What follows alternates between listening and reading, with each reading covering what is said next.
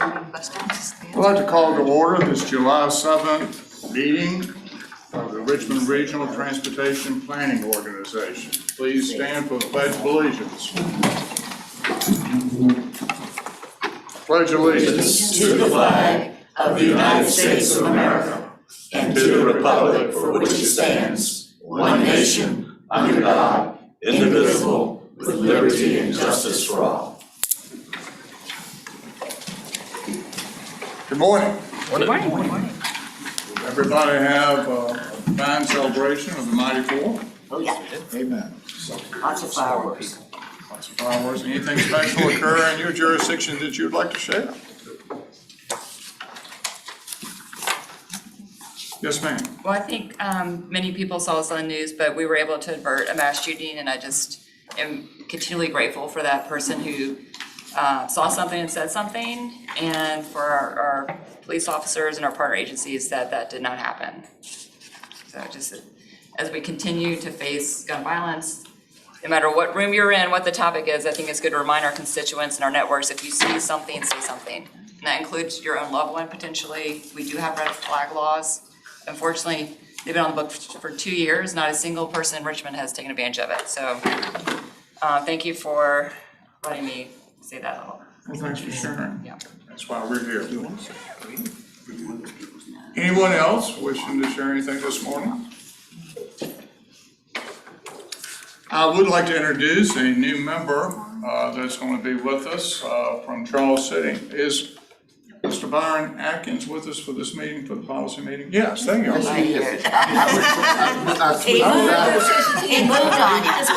You were hiding. I would like to say it's a privilege as well as an honor to be with so many distinguished individuals, and I look forward to a bright, wonderful future serving on this board. You will do well down here, sir. Do we have a quorum, Ms. Firestone? Yes, sir, we do. Okay. Consideration of amendments to this morning's meeting. I would like to propose 2 amendments. One is that we move to number 2, the election of officers, and then moving to number 3 from new business 5A, which is the project that we have on the agenda for reconnection of Jackson Ward. I understand we've got some time constraints this morning with our members from Richmond, so I would like to be able to facilitate that discussion much earlier in the agenda this morning. Thank you. I'm going to make that as a motion. Do I have a second? So, I have a second from Mr. Thornton. Any discussion on the motion? Would you call the roll, Ms. Firestone? Actually, I need to call the roll for attendance first, just to make sure that I am clear on everyone we have present virtually and in present, and then I'll call for the motion that you made to amend the agenda. You're in charge. Okay. You're in charge. Town of Ashland, Mr. Hodges. And this is, I'm out here. This is Here. for attendance, Here. actually, yes. Ms. Barnhart. Charles City County, Mr. Atkins. Here. Thank you. Chesterfield County, Mr. Carroll. Glad to be here. Mr. Holland. Present and accounted for. Good morning, everyone. Mr. Winslow. And Goochland County, Mr. Lumpkin. Here. Ms. Lascalette. Here. Hanover County, Mr. Davis. Mr. Peterson. Here. Ms. Pritchard. Henrico County, Ms. O'Bannon. Here. Mr. Thornton. Présent. Thank you.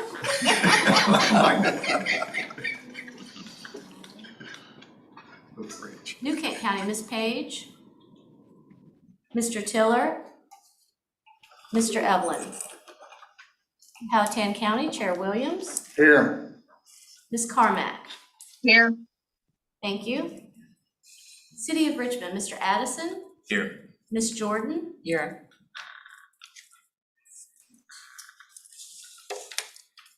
Ms. Lynch. Dr. Newbill. Mr. Jones. Ms. Larson. Ms. Robertson. Capital Region Airport Commission, Mr. Rutledge. GRTC, Ms. Tim. Here. Ms. Adams. RMTA, Ms. Dean. Here. Thank you. VDOT, Mr. Mann. Here. Mr. Riblet. Here, good morning. Good morning. CTAC, Mr. Martin. Here in downtown Ashland. Thank you. Yay. And we have DRPT, Mr. Brule. Ms. Dubinsky. Here. Federal Highway Administration, Mr. Nelson. Mr. Duran. Federal Transit Authority, Mr. Koenig. Ride Finders, Ms. Tisdale. Here. Ms. Ruffin. And Virginia Department of Aviation, Mr. Burnett. Thank you. That concludes the roll call for attendance. We do have a quorum, and whenever you're ready, I will call the Please vote for proceed. for the motion. Mr. Hodges. Aye. Mr. Atkins. Aye. Mr. Carroll. Aye. Mr. Holland. Aye. Mr. Lumpkins. Aye. Ms. Lascallette. Aye. Mr. Peterson. Aye. Ms. O'Bannon. Aye. Mr. Thornton. Aye. Chair Williams. Aye. Ms. Carmack. Aye. Mr. Addison. Aye. Ms. Jordan. Aye. Ms. Tim. Aye. Ms. Dean. Aye. And Mr. Mann. Aye. Thank you, and the motion carries. Okay, this brings us to the item on the agenda I'm sure y'all been anxiously anticipating. This is where we have the election of new officers for the coming year. To briefly explain, we rotate the chairmanship and vice chairmanship among the jurisdictions every year. We have a rotation order that's specified in our bylaws. And this coming year, your chairman is going to be from Goochland County. Goochland County has chosen Mr. Lumpkin to be their representative, to be our chairman. Similarly, we have Hanover on deck at the number 2 position. And Mr. Canova Peterson has graciously volunteered in the executive committee this morning to fill that role. So I'm going to make the motion for approval of these 2 gentlemen as chairman, Mr. Lumpkin, and vice chairman, Mr. Peterson, for our upcoming year. I make that as a motion. Could I have a second? I have a second from Mr. Hodges. Any discussion on the motion? Firestone, would you please call the roll? Yes, sir. 1 second.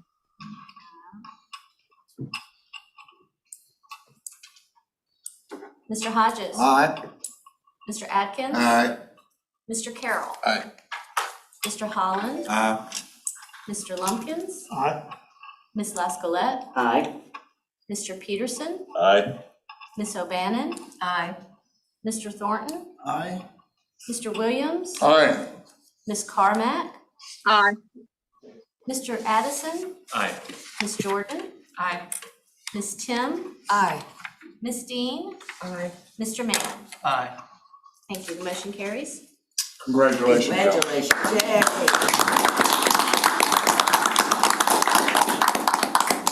With that, I'll be handing over the symbol of authority. Mr. Chairman. Thank you, Mr. Williams, and thank everyone. I'm looking forward to a good year. We'll dive right in because we have some time constraints, but I'll give you an opportunity to maybe share what you shared in the earlier meeting, the executive committee meeting, about plans and ideas of how we can make the transition smooth and effective and some continuity of issues. We'll cover that in a moment. But let's see, you've moved number 5A up next. So Mr. Parsons, Chad, if you're, now it looks like you're online. Can you take us into the Jackson Ward Reconnect action item? Yes, sir. Good morning. Happy to do that. So we're just doing item 5A, is that correct? We left Yes. 5B where it was? Yes, Okay, so item 5A is an opportunity to amend the long-range transportation plan, Connect RVA 2045. This is the regionally adopted long-range transportation plan. It was adopted in October of 2021, so just last year. And this is a plan that sets out what the regional priorities are in two different ways. There are two different types of project that are shown in the long-range plan. The first is a project that is shown in the fiscally constrained long-range plan. One of the components of the long-range plan is that the fiscally constrained portion has to be budgeted. We have to have an understanding of what the available dollars will be in a future year. For our case, 2045 is that future year. And we have to use that budget to prioritize which projects are in that fiscally constrained plan. The second component of the long-range plan is what we have titled the vision plan. And this encapsulates any project that is not fiscally constrained, meaning it did not make the prioritized list for projects to be in that budget. Just for reference, in the current long-range plan, there were over $4.4 billion of projects that were set into the vision list. So we have a lot of needs and not a lot of dollars in terms of the proportion to the overall need. So this is a request from the city of Richmond for the Reconnect Jackson Ward project. This is an exciting new project that is really timely and is a great opportunity for the region to respond and compete nationally for some of the new funding that has been made available through the Infrastructure Jobs Act, IIJA. And this is a project that would seek to create some new infrastructure that would reconnect the Jackson Ward neighborhood back south across I-95 to the downtown central business district. I know that there are a number of city representatives there who would, I am sure, would love to speak to this. This has been reviewed by the Technical Advisory Committee and recommended for action. The action requested is to amend the long-range plan to include the Reconnect Jackson Ward project in its vision plan. I think one of the benefits of doing this, before I cede the floor back to you, Mr. Chair, is that if a project is identified in the long-range plan, it makes it more attractive for other funding. So the city, if this project is included in the long-range plan, would then be able to go out and seek additional federal funds, specifically the Reconnected Communities program, which I believe is open now for application. And this is as I said, a very timely process where I think over the next few months of the summer, we would, the TPO would be happy, staff would be happy to support the city in putting these application materials together. I think the first step here is to identify the project in the long-range plan. thank you, Mr. Parsons. Okay, one of the questions that came up in the earlier meeting, just as maybe a mention, I think you just described, there's two components. There's the vision component and then the constrained plan where monies have been identified. So you're asking this board to consider putting it into the vision plan. And I think the question came up, what are the criteria that we have to put something in the vision plan? And I think there's three of them, and if you want to kind of go over them quickly, and then I'm going to invite the city representatives to tell us a little bit about the exciting project. Yes, sir. The first item that is needed for a project to be in the vision plan is a project description. Not super detailed, but at least you need to know the extents of it, where it starts, where it stops, what is encompassed in the project. The second component is you need to have a reasonable project cost estimate, which the city is working on right now. They're doing a feasibility study at this time and have come up with a range of project options. The most conservative, I believe, is around $350 $340 million for the biggest cost feasible option. We do not have at this point, we do not have a funding source identified, and that would be the main criteria that would establish it as a project that could be in the constrained long range plan. Without that funding source, the recommendation is to put it in the vision plan, and that's as we've seen through the long range planning process. That is a valid, reasonable location to place this project at this time. Thank you. And I think the third criteria is it needs to be reasonably regional in nature. And I guess it's all in the city, but that doesn't mean it's not regional. What are our criteria for this being a regional basis? And I know it exists, but I just would like to cover that quickly. Well, I think the general criteria are that it needs to impact multiple communities. It needs to be a project that is impactful across political boundaries. Obviously, a project that caps I-95 is very significant and impacts not just the city of Richmond, but also surrounding communities as well as interstate travelers and others. So I think it definitely qualifies as a regional project. And the conservative estimate is 340 million initial. Okay. Yes, sir. Well, thank you. Board members, any questions of Mr. Parsons? Mr. Chairman. Ms. Lasclair? So, the fact that we don't have a cost estimate at this point, they're working on it, doesn't prevent it from going into the vision list? That is correct. I mean, we could, if we wanted to nail something down, I would recommend assuming the highest cost, so that we can plan accordingly. And obviously, if it costs less in the future, that's great. Well, that's always a good thing, right? So Okay. what cost did you give us? The high or the low? That's the high. Okay, conservative. Okay. Yes, sir. All right, thank you. Okay. Thank you, Ms. Lasclair. Any other questions?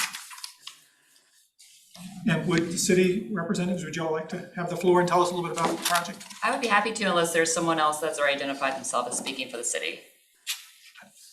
I am on as well, Jordan, but you may proceed. Thank you. I'll open it to Thank you. whoever Thank you wants to go so first. much for considering this for inclusion in the long-range plan.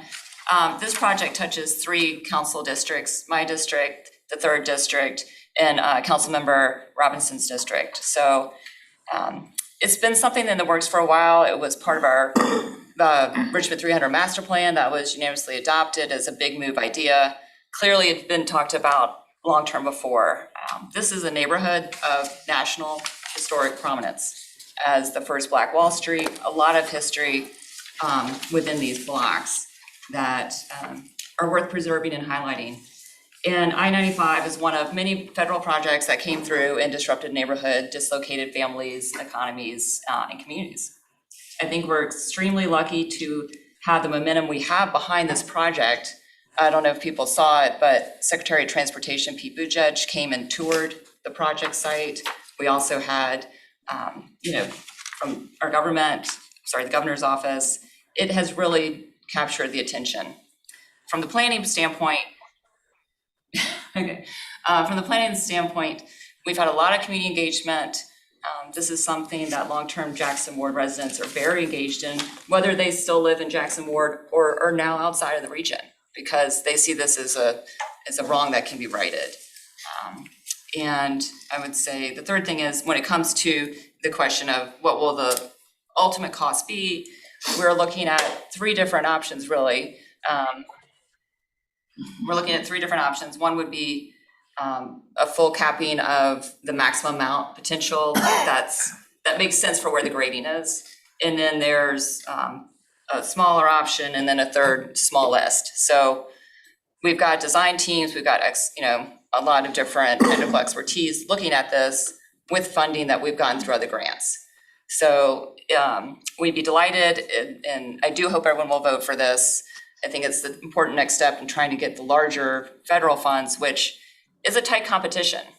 when the federal government had their information session on it, there were 5,000 attendees. But we are in the running. We've got a lot of prominence for this, something we could bring home. So I'm happy to answer any questions.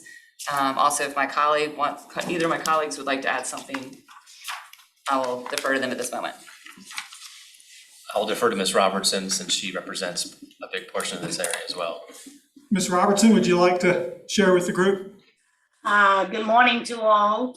Yes, I think Ms. Jordan has pretty much given you a great overview of where we are with this development.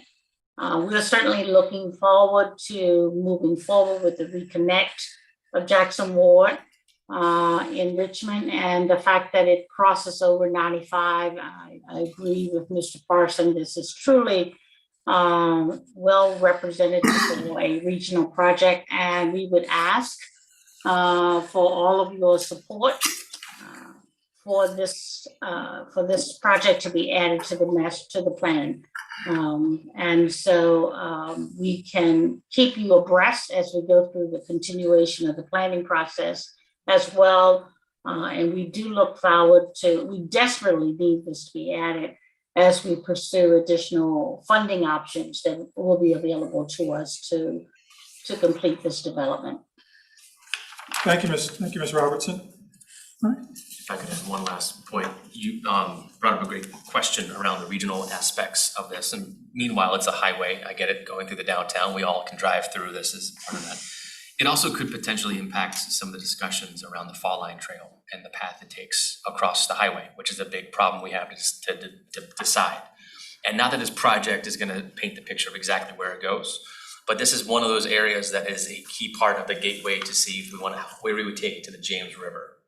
And so while it might not directly, in terms of what we're talking about in today's discussion, impact that, it does have a piece of what we're investing in significant revenue, significant funds for this fall line trail across pretty much almost a majority of our regional representation in this room. And so for me, that's something to consider as well, as this is something that could be a big part of where we put this trail through downtown Richmond. I just want to make sure that was part of that discussion as well. Excellent. So this is east of Belvedere, right? And then south and north of 95, east of Belvedere. Is that the general? That's correct. Yeah. Okay. Yeah, Ms. Bank? Do you have any idea of a low cost to high cost approximation? I believe we have two of the project managers on the line if they would like to respond to more detailed cost questions. General.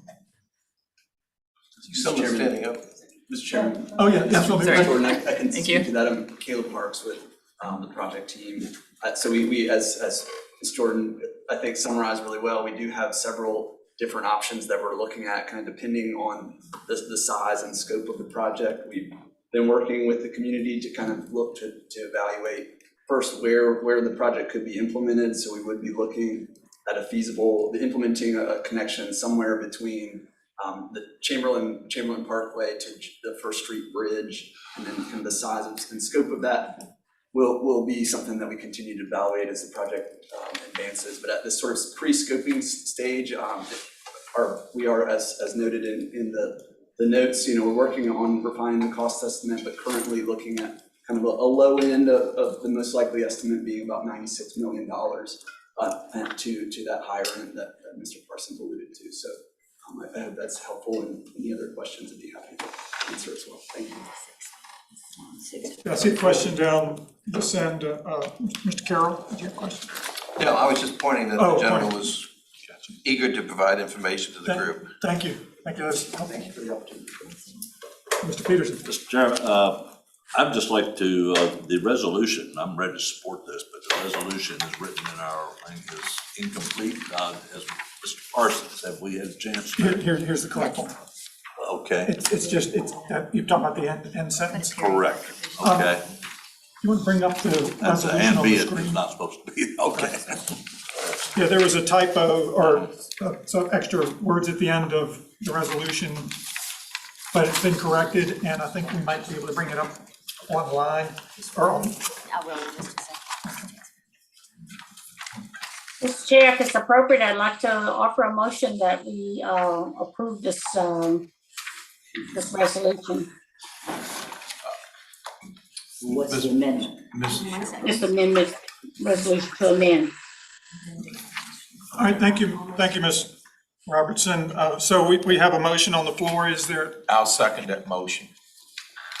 thank you, Jim Mr. Holland, trustee. Mr. Holland, thank you. Morning. Not able to share, haven't been able to share it yet. There it is. Okay.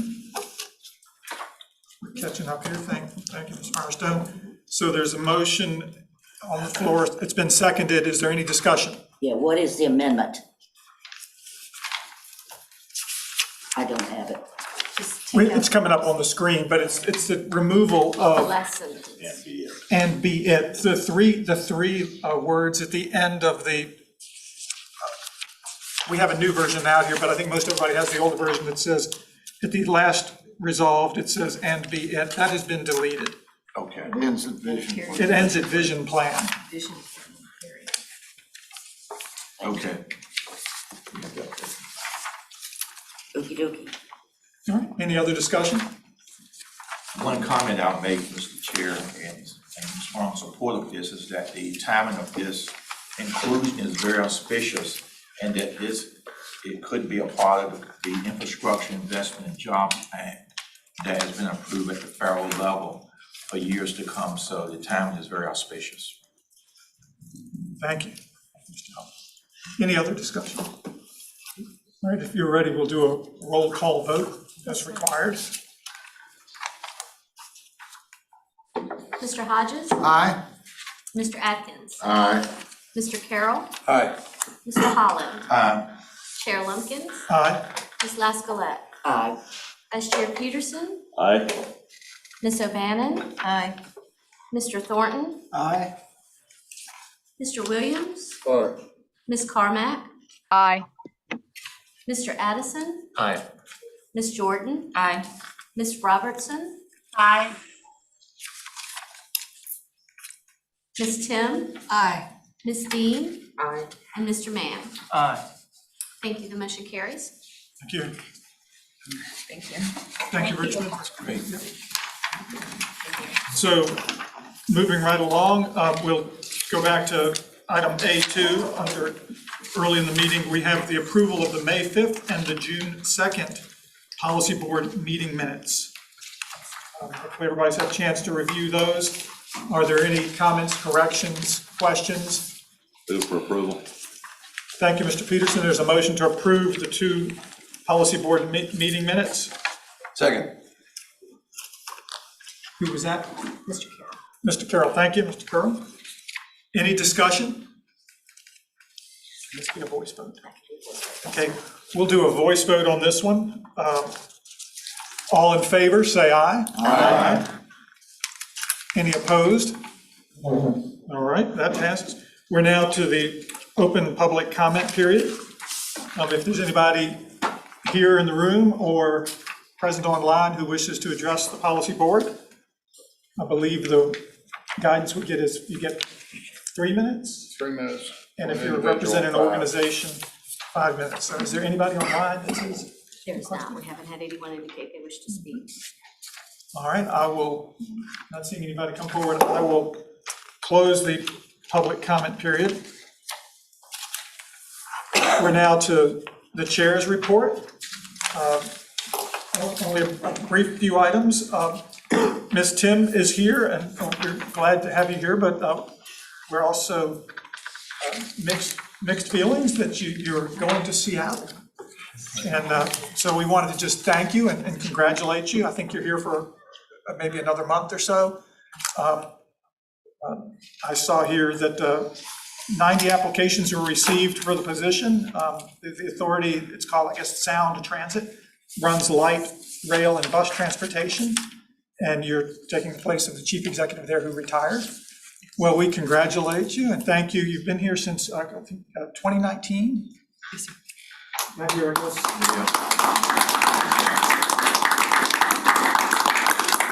So thank you. You got to see it. I guess the Pulse had started when you got here, but you were certainly involved in that. And again, you heard the applause. Thank you for your service, and we wish you the best. Thank you. if I may take Yeah, please, thank you. Is it appropriate to make a comment this time? Absolutely, I'm sorry I didn't. No, thank you. Sound Transit's an amazing organization, and Seattle's an amazing part of the country. But I wanted to set the record straight that they reached out to me. I was not looking to leave this region, and I want to make it very clear publicly what an amazing organization GRTC is and what an amazing region is here. This truly has been my home almost my entire life.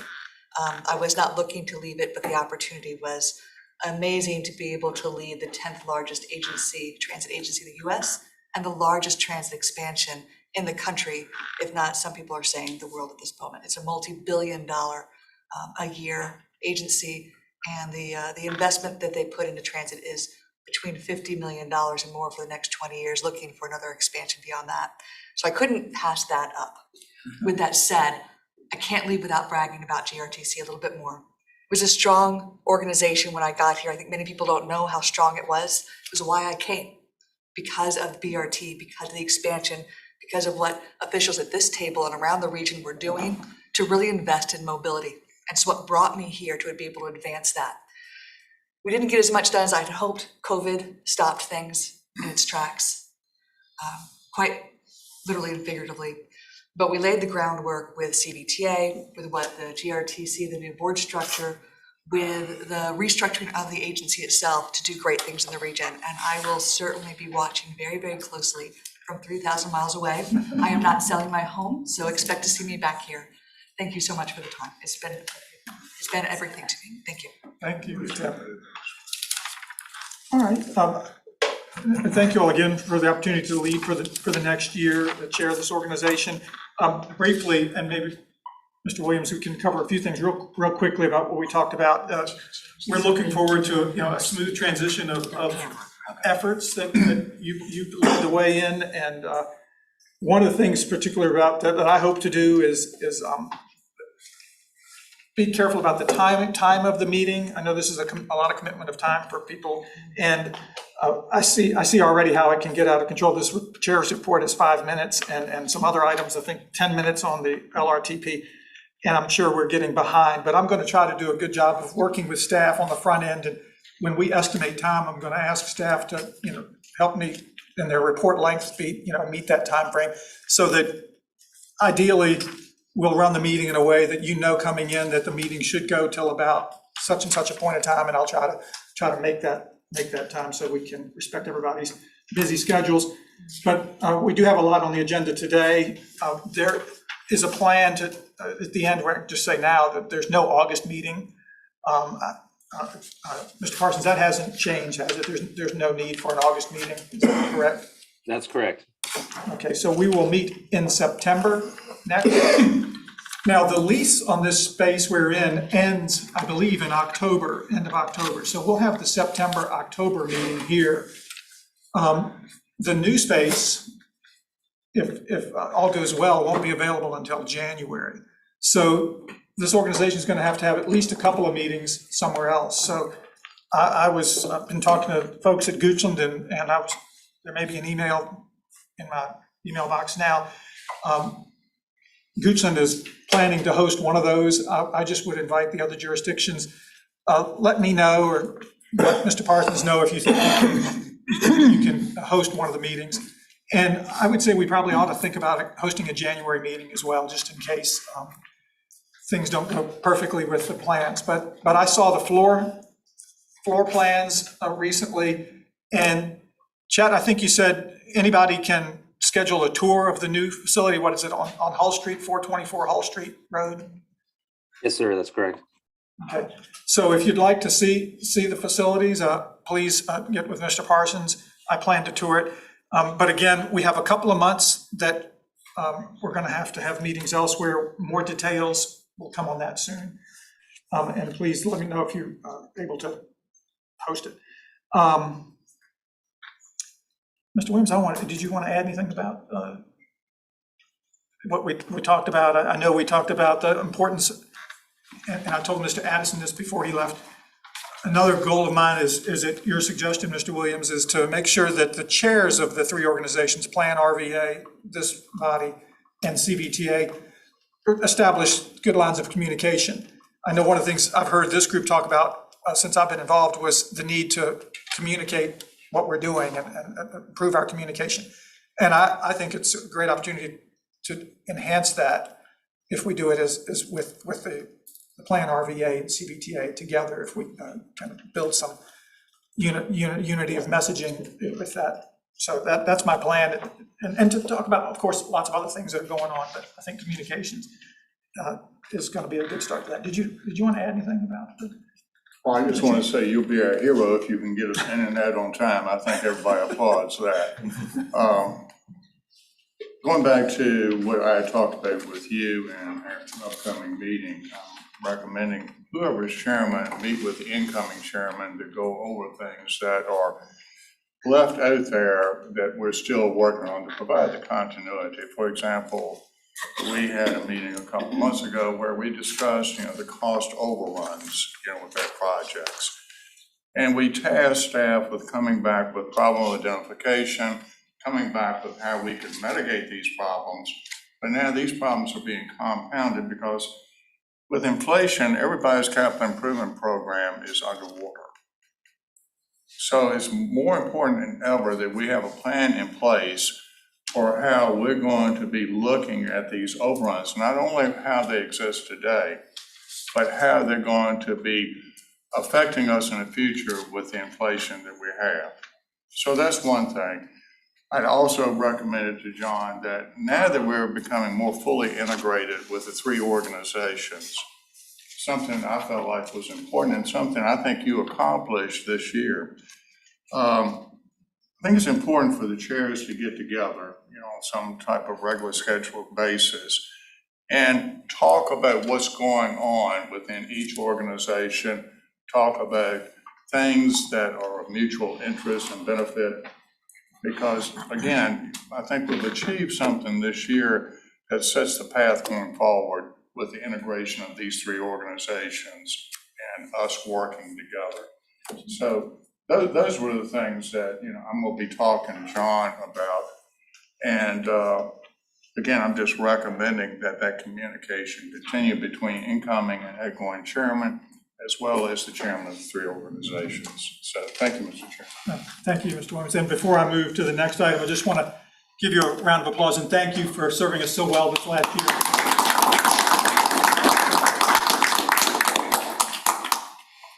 All right, Mr. Parsons, we're back to your report. Item 6 on the agenda, current work efforts, is up first. Thank you, Mr. Chair. In the interest of time, I'm going to leave 6A and B for board questions. The current work efforts, the things that staff are engaged in are included on page 25 in your packet. And then our April and May work status and financial report is on page 27. Item 6C, the annual meeting, I believe from a staff perspective was a huge success. It was held last month down at the new Richmond District Office in Colonial Heights, South Chesterfield, and we were very pleased with the venue and appreciate the work that VDOT did to assist in pulling that off. So thank you to everyone who was able to attend, and it was great to hear Secretary Miller present remarks and learn about the commitments that the state is making to the Central Virginia region. Thank you, Mr. Chair. Thank you. Any questions on the current work efforts and work status financial report? Any comments from the board on the annual meeting, board members on the annual meeting update? Seeing none, we'll dive right into the first action item, Smart Scale Round 5. Mr. Parsons, we want to lead us? Yes, sir. Thank you, Mr. Chair. This first item, item B1, is a request from a recommendation from the TAC to approve a resolution of endorsement for locality and agency smart scale applications. This is the time of the smart scale cycle where applications are being finalized and prepared for submittal to VDOT at the beginning of next month. So the process in prior rounds is that an endorsement by the area MPO across Virginia is a welcome support for locality and agency applications, and this is it's no different this time around. So the staff report shows the recommendation, and it also lists the projects that are being applied for at the local level by the town of Ashland, the counties of Chesterfield, Goochland, Hanover, Henrico, Powhatan, City of Richmond, as well as a list of 10 applications that GRTC is submitting and 4 additional applications that the Planner VA Commission is able to submit this time. So all of these projects are included for endorsement, and the request is for TPO to take action today to approve that resolution of endorsement. Board members, you can see on page 40 and 41, the list of projects by jurisdiction, plus plan RVAs, 4 projects. Does anybody wish to highlight anything? Now, let me, Mr. Parsons, I'm gonna ask a question. The project list at the beginning of page 39, it talks about project screening had not been completed, so all pre-applications were submitted. But then it goes on to say that that very top paragraph, is the list that we're looking at on pages 39 and 40, those are the final submissions and nothing more? I believe that is correct. Yes, sir. We have, if it is not reflected here, we are in direct contact with each jurisdiction and understand which projects are being submitted. But this was done, I believe, for the TAC review to make sure that all projects were accounted for as each jurisdiction made up their final decision on which projects were actually being applied. If there's any particular project that there are questions on, I'm sure that staff can respond to those projects. This was more of a case of making sure that the coverage was there in the resolution, so that as each jurisdiction was deciding on the application itself, we can make sure that the TPO was supportive of that action. All right, Mr. Carroll. Chair, I noticed our colleague Patricia Page is not here today, and in her absence, I'll have to be her advocate. I noticed on this list that there was not the 64 winding project, and my understanding was that originally there was a project submitted by the TPO for the winding project from 205 to 211. Is something changed? Is there a reason why it's not on here? Is that because the CTB is now going to sponsor the entire project? I'm just curious as to why, and maybe I missed it, maybe it's on here and I just didn't see it. Yes, Mr. Carroll, that's a great question. That's actually the next item on the agenda. This list shows the individual jurisdiction applications, and New Kent did not prepare an application themselves.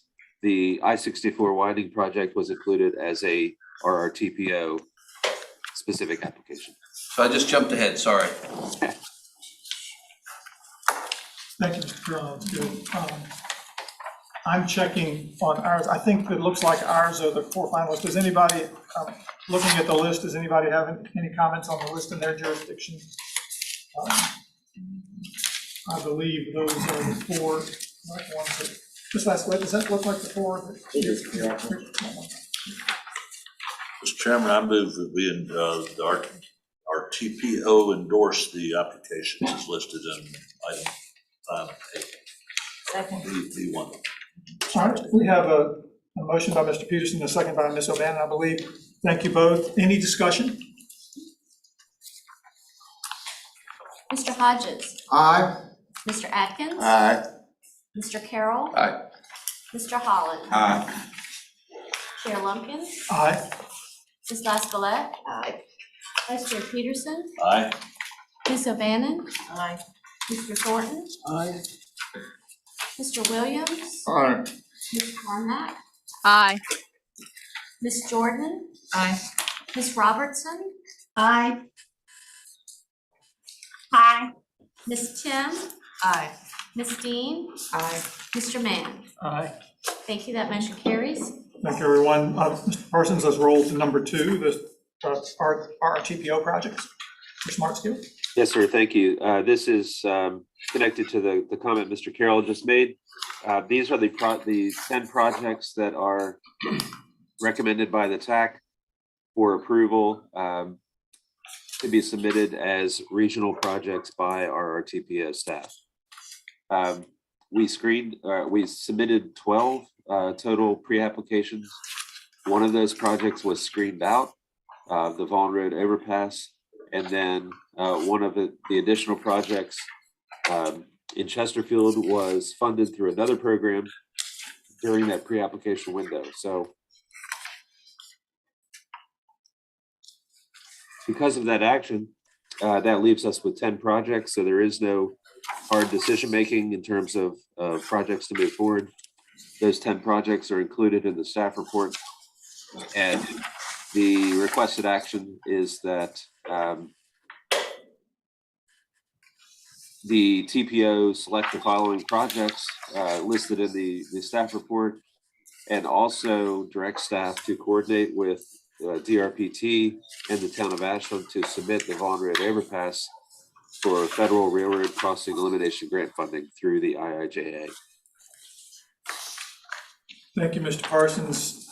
So we have the 10 projects list of request to resolve to adopt those 10 projects plus the Town of Ashland Railroad overpass project. Any questions of Mr. Parsons? Mr. Hodges? More a comment, Mr. Chairman. Appreciate very much the town being added to the resolution. The Vaughan Road overpass, which was screened out and determined not to have regional benefits. We were upset initially in the town with that screening out, but the RRTPO staff has worked to come up with this alternative funding source for railroad crossing elimination, which would help us because there's a nearby elementary school, fire station, and it's a very sensitive point at which it's planned to go from 3 tracks down to 2 coming into the town. So we're concerned about that, but we appreciate and hope that the region will support this resolution. Thank you, Mr. Hodges. Any other comments?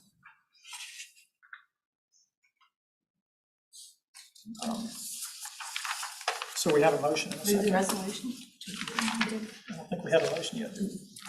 I wasn't asking, I was asking for any questions for, so we've gotten comments, and is there a motion? Move the resolution. Second. That was by Ms. O'Bannon and Mr. Hodges. Thank you both. Any discussion? Roll call. Mr. Hodges. Aye. Mr. Atkins. Aye. Mr. Carroll. Aye. Mr. Holland. Aye. Chairman Lumpkins. Aye. Ms. Laskolet. Aye. Vice Chair Peterson. Aye. Ms. O'Bannon. Aye. Mr. Thornton. Aye. Mr. Williams. Aye. Ms. Carmack. Aye. Ms. Jordan. Aye. Ms. Robertson. Aye. Ms. Tim. Aye. Ms. Dean. Aye. Mr. Mann. Aye.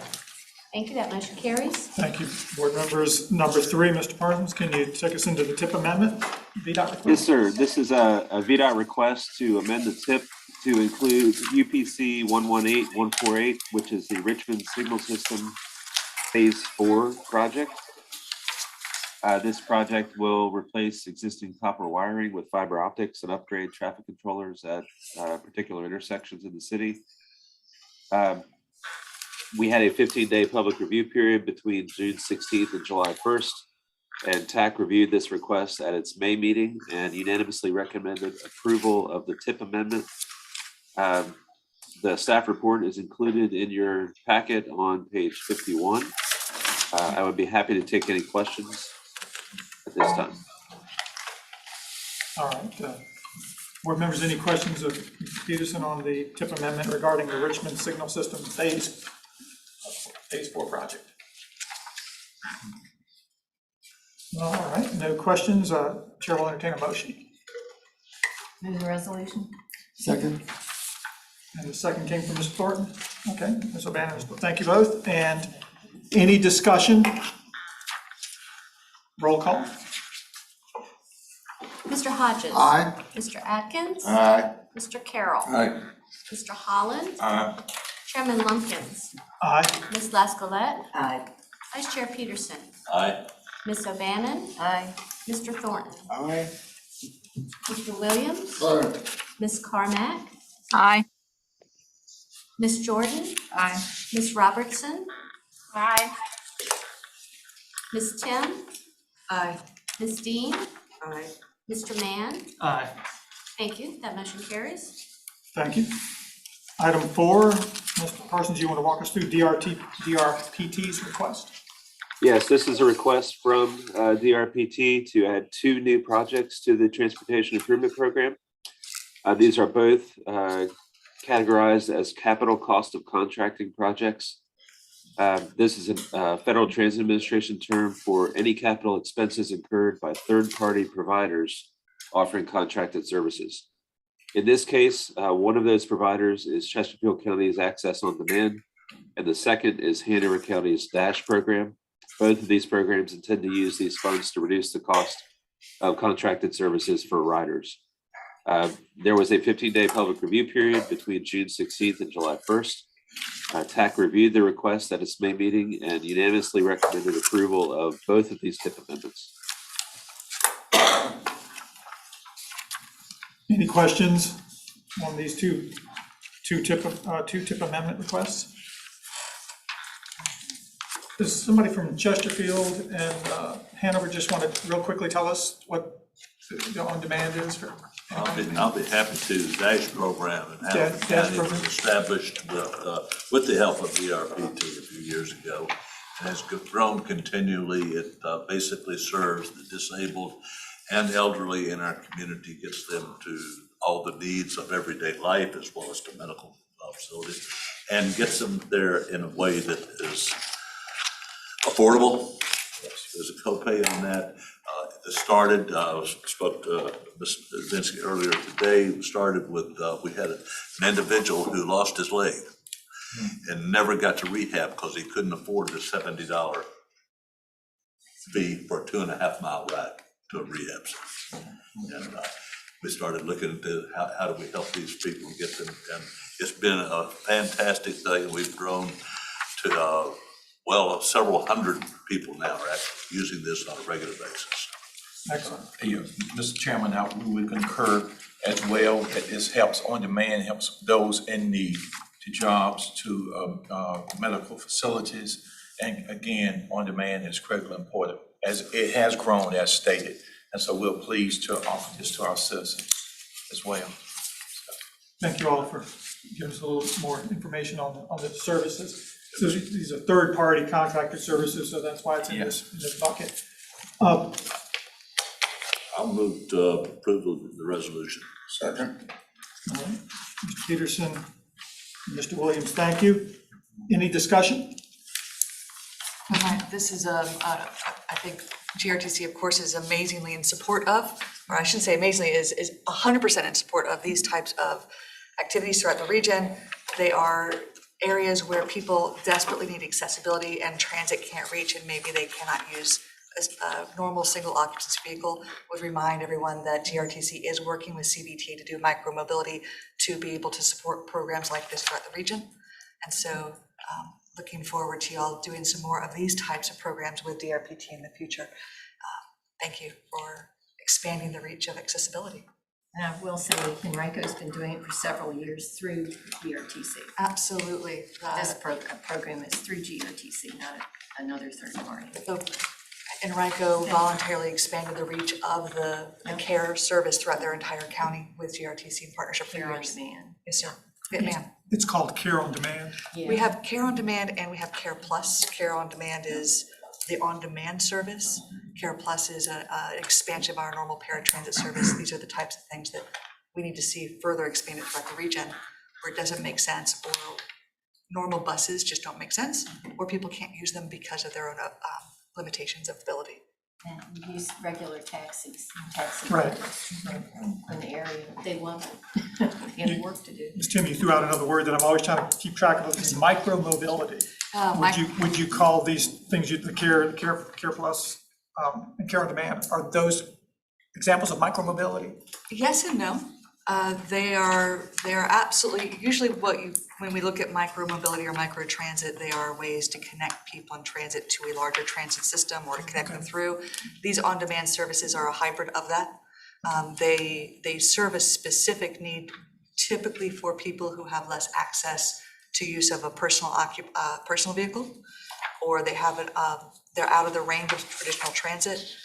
Paratransit service is a kind of a micro-mobility, but we start to cross and blur the lines of some of the jargon. I apologize for that. No, that's fine. So are there any other questions or comments on the motion that we have before us? Yeah, I was gonna make one comment as mentioned by Mr. Williams earlier, very briefly. And that is that, we should be mindful that inflation ran around 8.6% now, and it's probably expected to continue in the near future. So this is something we should monitor closely. Maybe 9% inflation estimates as we go forward. Yeah, thank you. Just a comment. Comment on top of that, the workforce shortage that is affecting transit is going to be affecting these as well. Yes. It's something the entire region needs to look at, and the availability of drivers who can do non-ambulatory trips is critical throughout the region. Absolutely. There, no other comments, thank you all. Roll call vote. Mr. Hodges. Aye. Mr. Atkins. Aye. Mr. Carroll. Aye. Mr. Holland. Aye. Chairman Lumpkins. Aye. Ms. Laskowlet. Aye. Vice Chair Peterson. Aye. Ms. O'Bannon. Aye. Mr. Thornton. Aye. Mr. Williams. Aye. Ms. Carmack. Aye. Ms. Jordan. Aye. Ms. Robertson. Aye. Ms. Tim. Aye. Ms. Dean. Aye. Mr. Mann. Aye. Thank you. That motion carries. Thank you. All right, 5B, the I-64 widening, VDOT, Mr. Parsons. Yes, sir. Thank you, Mr. Chair. This is a similar action, but not quite, to the earlier one regarding the Reconnecting Jackson Ward project. This is a request from the Virginia Department of Transportation to amend the Connect RVA 2045 long range plan to include the entirety of the I-64 gap widening project through New Kent County to the edge of our jurisdiction, which is the James City County line. This project, a request from Commissioner Britch was submitted. The letter is attached in the agenda packet. But this would add the entirety of this project to our constrained long-range plan. So it's different than the Reconnecting Jackson Ward because the funding has been identified for this project, and the timing, as it seems for everything, is ripe for the inclusion of this project so that the state can continue moving forward with seeking additional funds to make up outside gaps. If you recall, the budget that was approved this year, a few weeks ago, included up to $470 million for this project in particular. There is also a federal grant application that VDOT has submitted for an additional $150 million. The CBTA has pledged $100 million in future funds to the completion of this project. So the funds have been identified, and because of that, the criteria are met to add this project, if approved, to the fiscally constrained long-range plan, and be able to have that as support for lobbying for additional federal dollars, that application that I mentioned. So the request has been approved, has been reviewed by TAC, and unanimously recommended for approval. At this point, the resolution is in your packet. staff concurs with the TAC recommendation and would love to see this project move forward. Thank you. Any questions? Mr. Chairman. Ms. Glassbot? This is not, could you be more specific on the funding? How much is in the state budget? How much is in the contingent budget? Can you go through this, total this up for me? Yes, ma'am. I'm sorry. I thought I just did. There's $470 million in the state budget. Right? There is $150 million federal grant application that has been submitted by VDOT. There is a $100 million commitment from CVTA. And there is still a remaining portion that needs to be identified. But there is also a gap in James City County that is outside of our jurisdiction that where that identified funding needs to be nailed down. What is the total project cost estimate at this point? We believe, and VDOT may be in the room to add more support to this. I mean, but I we understand believe this is a moving number, I get it. we believe that the total gap cost is around $750 million. I'm sorry, I interrupted, Mr. Mann. I hear you. No, I was gonna say, I figured Chet may toss that one to me. Yeah, about 750 million to 820 million is our current estimate. Of the entire project? The entire project. So let's say 29 miles, yes. Okay, so we've got 800, so 470, 570, 670. So we're short 80 million, right? Plus or minus, yes, ma'am. And is there any funding identified from the Hampton Roads? From Hampton Roads? Not at this point. A request from the secretary has been made to HR Tech, but nothing has been approved by HR Tech at this point. Okay. Is there not some contingent funding based on revenue projections from the state?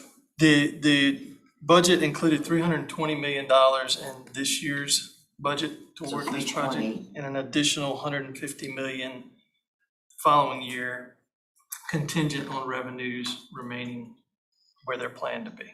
Okay, so we only have 320 in the budget, not 470. But it's a total of 470, but the 150 is contingent on revenue. So yes, 320 is all right. Locked in, yes, ma'am. Okay.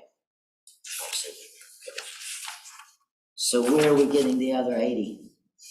The VDOT has committed to come up with the remaining funds. Oh, sweet.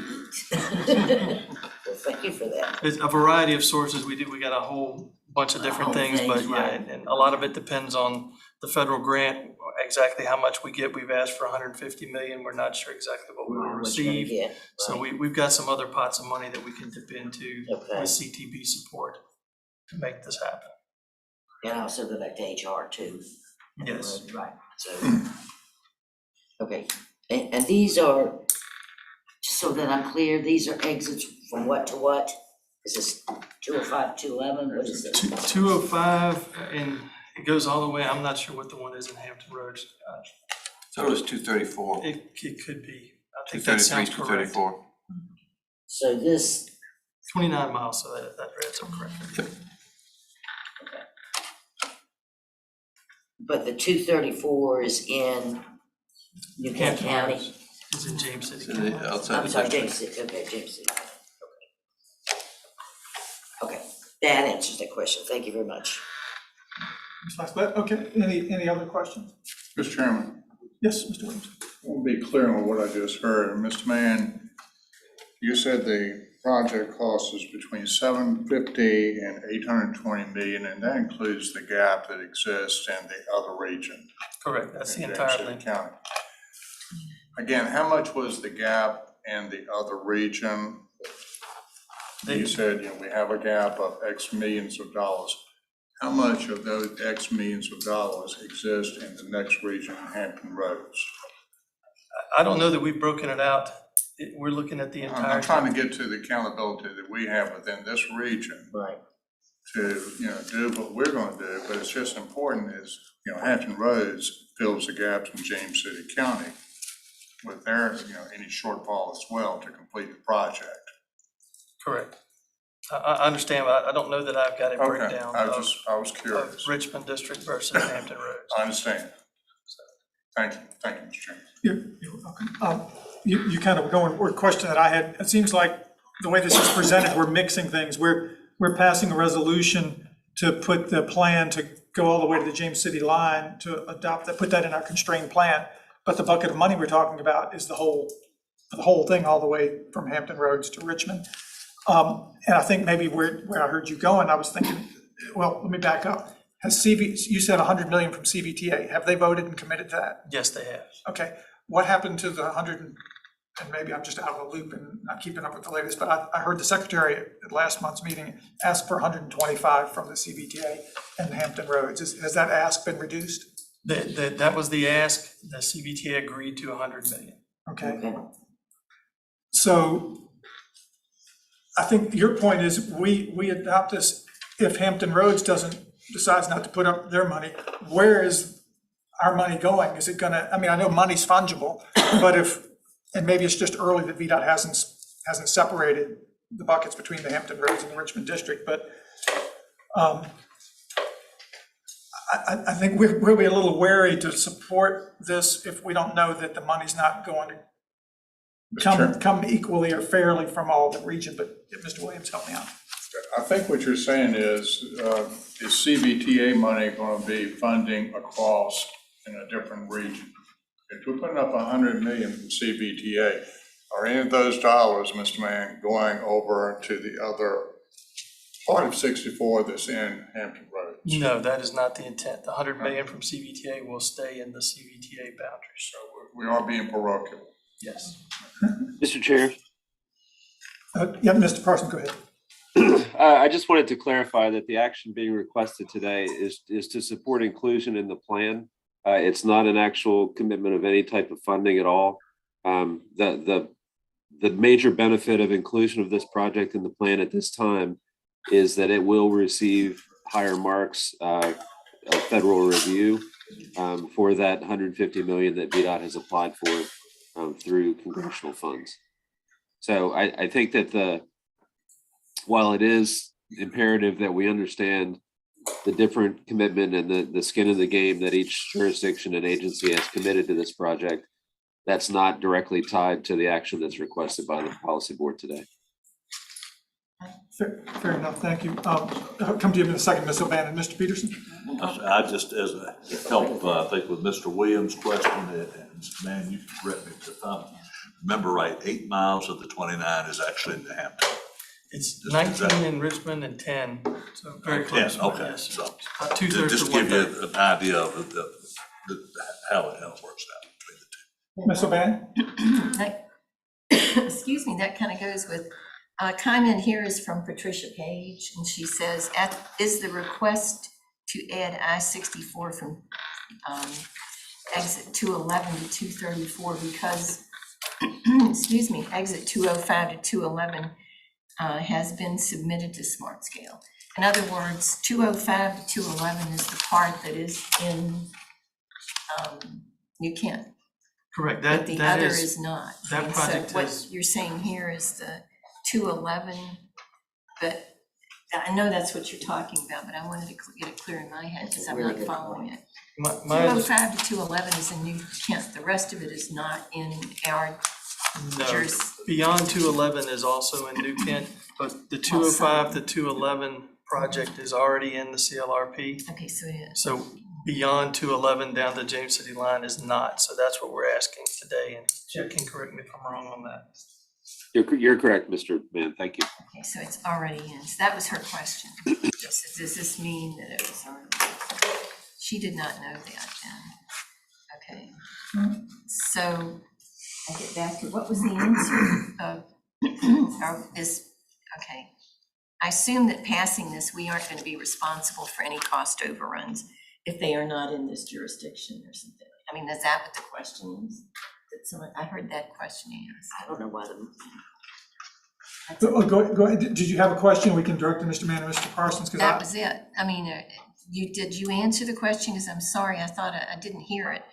After 211, and there are a few miles I know that are still in New Kent, but this goes all the way to 234. We are not responsible for all of it, but we have to include this. We're only including from 211 to James City County line.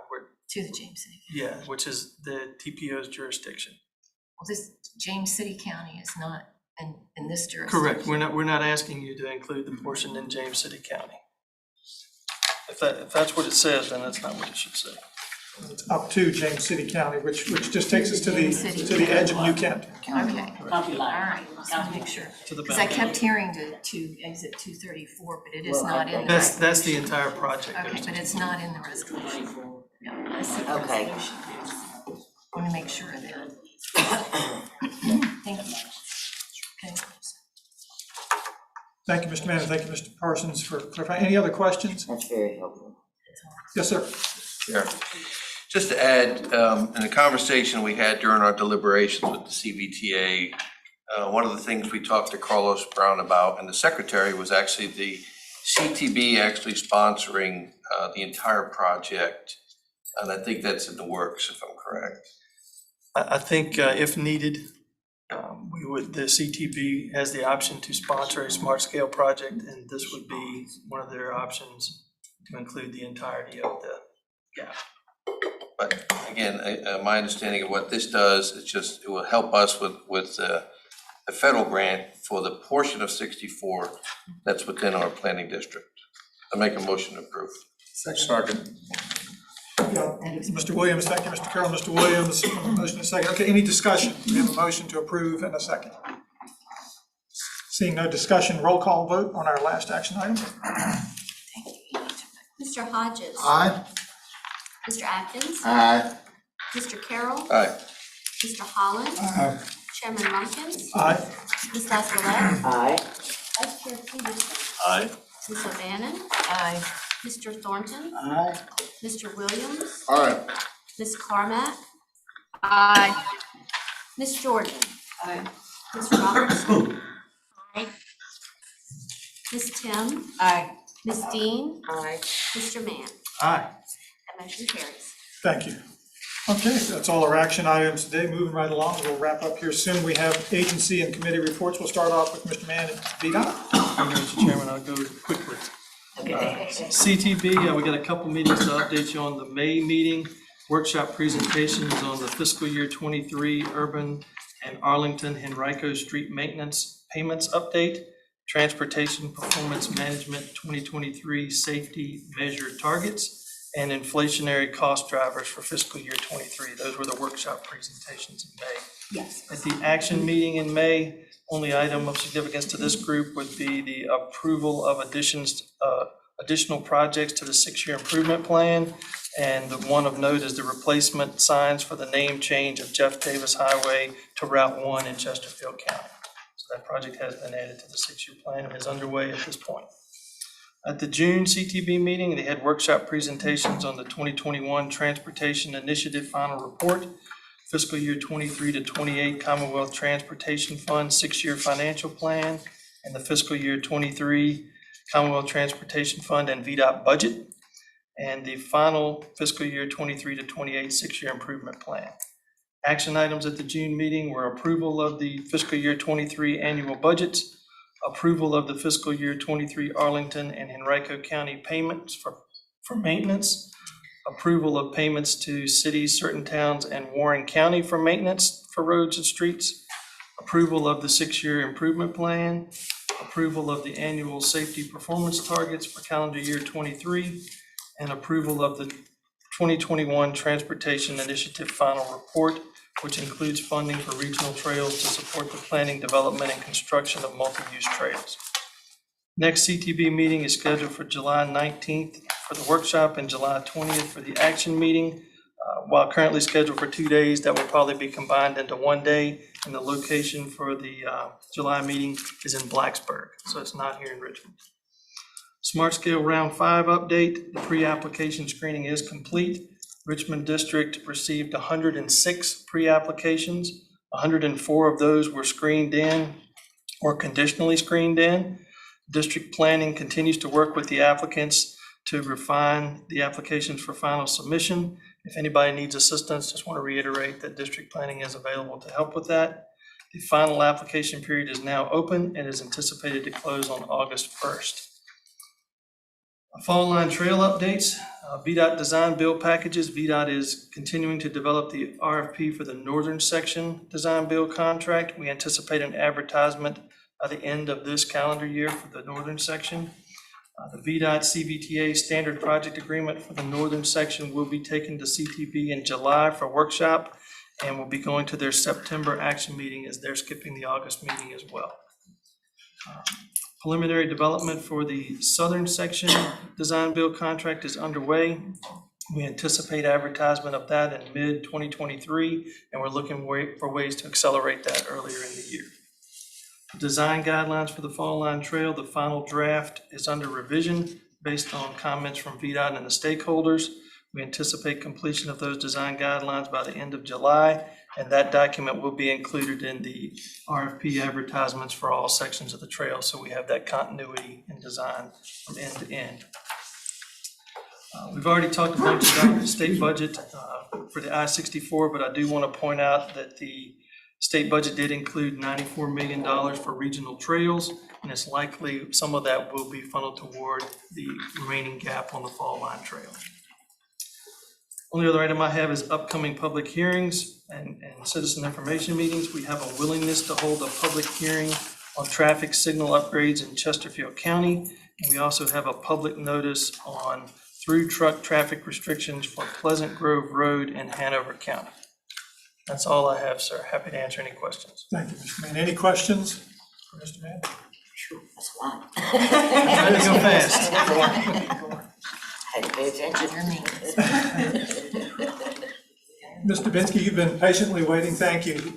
What do you have for us? I will be brief with our month's agency update. So with our FY23 6-year improvement program approved in the June CTB meeting, we will be hosting our post-award webinars for all of our public transportation and MPO grant recipients. This will be held on Thursday, July 28th at 10 a.m. This will be a webinar, so online platform, and you may register for it. I have the link provided in our meeting minutes that I provide to staff. There will be a separate webinar that will be held for our commuter assistance programs as well, and there is a separate link that I provided in my agency update. Our Transit Service and Delivery Advisory Committee continues to meet to review our merit, capital, and operating programs, as well as our Transit Strategic Plan guidelines. Their next meeting is scheduled on July 29th at the DRPT offices, and we are hoping to wrap up our work for presentation at CTB in September. Related to our House Joint 542 Transit Equity and Modernization Study, our study team is wrapping up the executive summary and final report. I know that we've been giving updates periodically to this board, and so we hope to have a final report that will be able to provide a presentation to the General Assembly at the end of summer, and then we'd be glad to provide a presentation to you all on information. And just as a reminder about the study, this was a directive for us to kind of look at how we can improve transit access and services throughout the Commonwealth, and especially for those underrepresented and underserved populations throughout the state. So we hope that some of the recommendations in the action plan will be something that we can help provide our transit agencies and partners in terms of strategies and execution. And as always, Smart Scale Round 5, our staff is assisting on the applications for anything related to transit and rail, both primary and secondary. But if there are any questions or if you need any assistance, I do identify 2 key staff that will be available to help out with Smart Scale. And with that, that's my update. I'd be glad to answer any questions.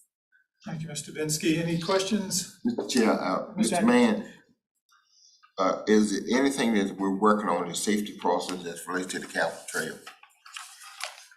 I know there's a CVTA funded project for Charles City County, but I'm not sure of the status of that at this point. Okay. We'll be in contact with you. Yes, sir. Mr. Dubinsky, you have your staff helped? Have you helped with the applications you described? Do you have staff designated to do that? Have you all had the opportunities? Have people reached out to you in the past for help?